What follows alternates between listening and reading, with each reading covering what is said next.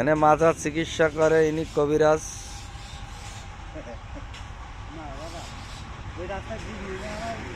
ইনি কবিরাজ, ইনি মাজার চিকিৎসা করে। মাজা ভালো।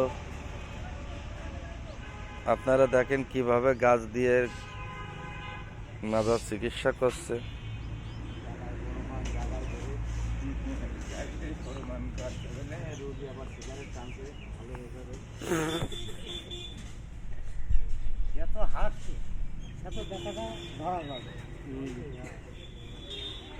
এই দেখেন চিকিৎসা।